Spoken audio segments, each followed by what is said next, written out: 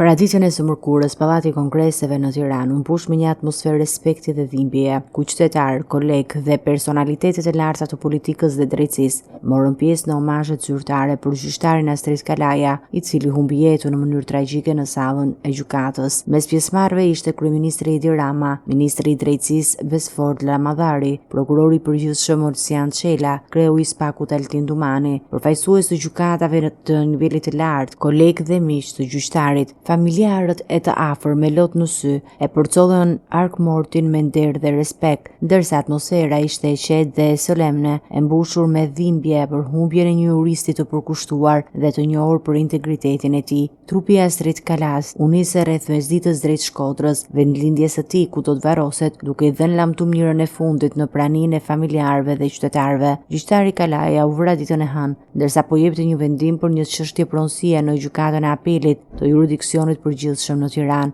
Autori i ngjarjes është Elvis Shkambi, 30 vjeç, i cili gjithashtu plagosi Rakip dhe Elvis Kurtajn, palët kundërshtare në çështjen gjyqësore. Policia ka ndërmarrë masa të menjëhershme duke arrestuar autorin dhe dy zëdëtarët e tij, Gjon dhe Gjovalin Shkambi, ku i pari akuzohet për bashkëpunim në vrasje, ndërsa i dyti për kanosje ndaj gjyqtarëve. Në pranga ka përfunduar gjithashtu dhe roja i sigurisë në gjykatë Banush Koxhaj, i cili dyshohet se lejoi futjen e Shkambit me armë brenda godinës pa kryer kontrollet e duhura të sigurisë. Ngjarja ka shkaktuar tronditje në sistemin e drejtësisë dhe ka nxitur debate mbi sigurinë e gjyqtarëve dhe prokurorëve në vend. Zyrtarët e lartë të drejtësisë, përfshirë prokurorin e përgjithshëm Olsian Çela dhe kreun e SPAK-ut Altin Dumani, kanë bërë thirrje për rritjen e masave të sigurisë në gjykata dhe për marrjen e përgjegjësive ligjore ndaj të gjithë atyre që cënojnë sigurinë e institucioneve. Familjarët dhe kolegët e gjyqtarit Kalaja kanë kërkuar që ai të nderohet për kontributin e tij dhe për kushtimin ndaj drejtësisë, duke propozuar dhe shpadhin e tij dëshmoria dheut, një nderim që do të rikujtojë angazhimin e tij në shërbim të ligjit dhe shtetit.